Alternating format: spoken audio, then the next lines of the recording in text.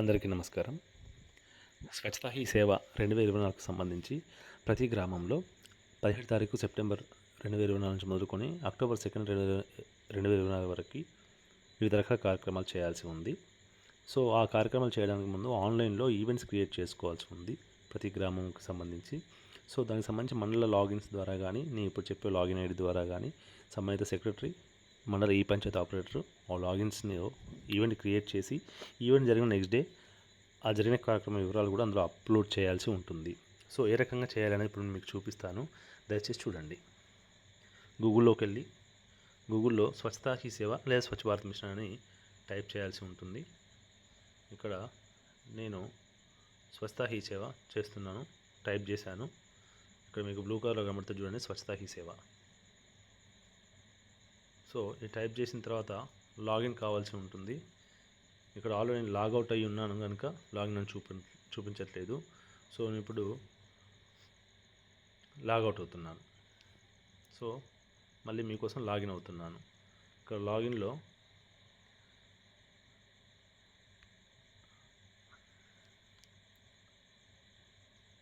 ID Jangaon password enter చేయాల్సి ఉంటుంది. చూడండి, తప్పు కొట్టాను. సో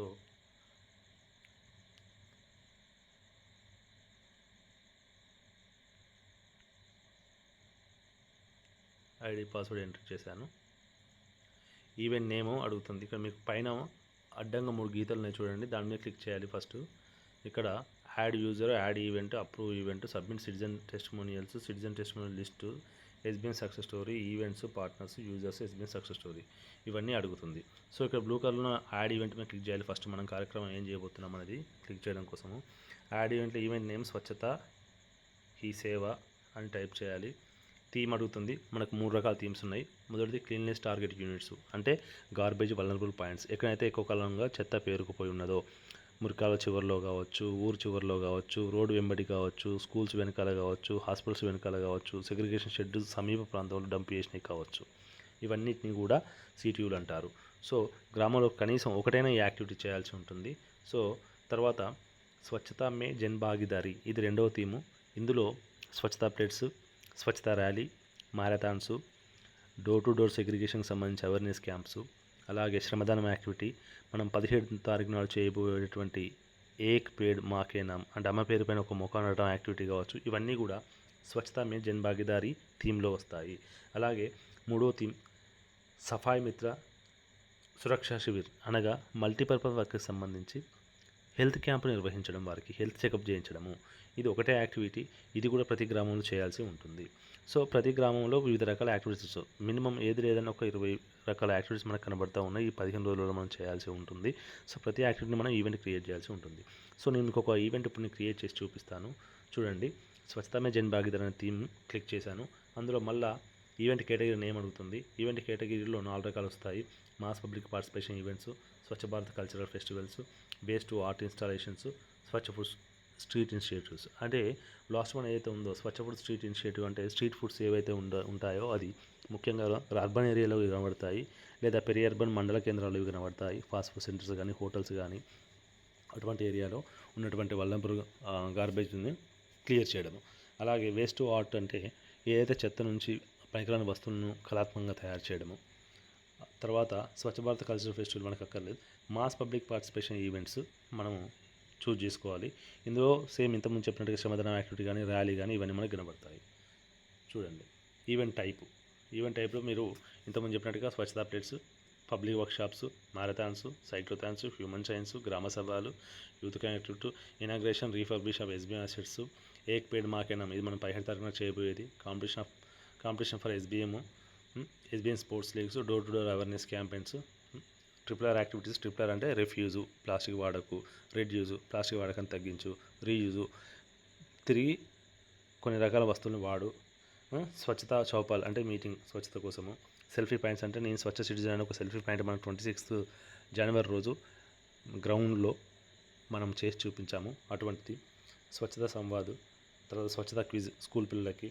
శ్రమదానము, ఈ శ్రమదానం యాక్టివిటీ, స్వచ్ఛతా క్విజ్ యాక్టివిటీ, అలాగే triple activity, door to door activity, ఏక్ పేడ్ మాకే నామ్ యాక్టివిటీ, గ్రామ సభ అక్టోబర్ 2 నాడు ఖచ్చితంగా చేయాల్సింది, హ్యూమన్ చంద్ర యాక్టివిటీ, తర్వాత స్వచ్ఛత ప్లేజ్ యాక్టివిటీ. ఇవి ప్రతి జీపీలో ఖచ్చితంగా రిజిస్టర్ చేయాల్సిన యాక్టివిటీస్.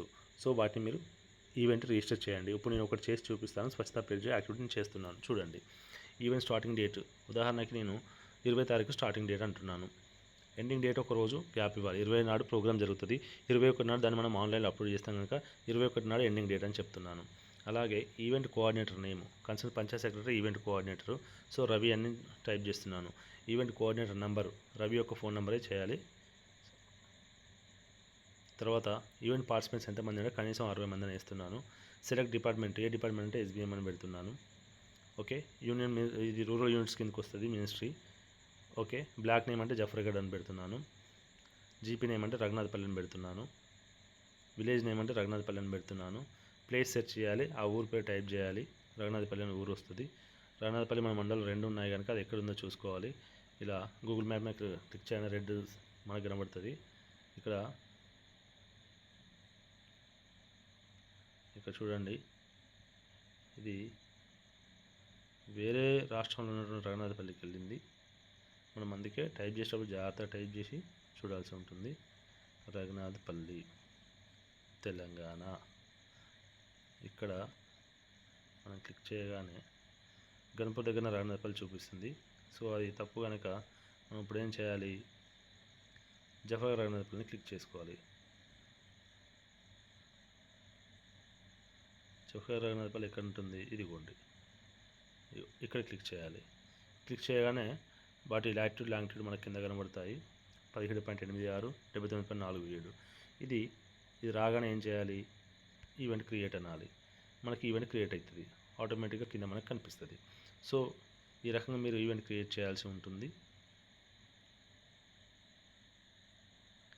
ఒక ఈవెంట్ అయిపోగానే మళ్ళీ ఇంకొక ఈవెంట్ అదే జీపీలో క్రియేట్ చేయాల్సి ఉంటే యాడ్ ఈవెంట్ అనాలి. So event name Swachhata Hi Seva, event theme Swachhata Mein Jan Bhagidari, event category mass public participation, event type ఇంతమంది స్వచ్ఛతా ప్లెడ్జ్ అన్న. ఇప్పుడు ఏమంటున్నా, గ్రామసభ అంటున్నా. గ్రామసభ అక్టోబర్ 2 నాడు చేయాల్సి ఉంటుంది కనుక నేను ఏం చేస్తున్నా, అక్టోబర్ డేట్ తీసుకొని అక్టోబర్ 2 బుధవారం నాడు సెట్ చేస్తున్నా. ఏ రోజు ఎండ్ అవుతుందంటే అక్టోబర్ 3 పెడుతున్నా, లేదా 2 తారీఖు అయినా పెట్టవచ్చు. అదే రోజు క్లోజ్ అవుతుందని పెట్టాను. ఈవెంట్ కోఆర్డినేటర్ అంటే రవి అని పెట్టాను, కార్యదర్శి పేరు. ఫోన్ నెంబరు 92121221 పెట్టాను. ఎక్స్పెక్టెడ్ పార్టిసిపెంట్స్ 60 మంది అని పెట్టాను. Okay, department SBM Grameen, rural units కిందకి వస్తుంది. Block name Zafargadh, GP name Raghunathapalli, village name Raghunathapalli. ఇక్కడ రఘునాథపల్లి అని టైప్ చేయాలి. టైప్ చేసాను తెలంగాణ. ఇంతకుముందు చెప్పినట్టుగా అది చూసుకోవాలి, అది ఎక్కడ ఉంది అనేది చూడాలి. ఇది మనం ఇప్పుడు చూసినప్పుడు ఇక్కడ వేరే ప్రాంతంలో చూపించింది. సో ఆ రఘునాథపల్లి కాదు.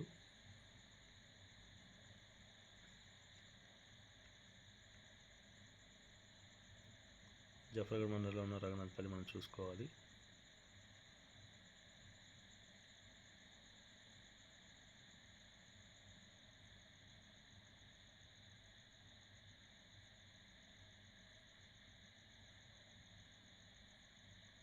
చూడండి, ఉప్పుగల్ పక్కన ఉన్న రఘునాథపల్లి.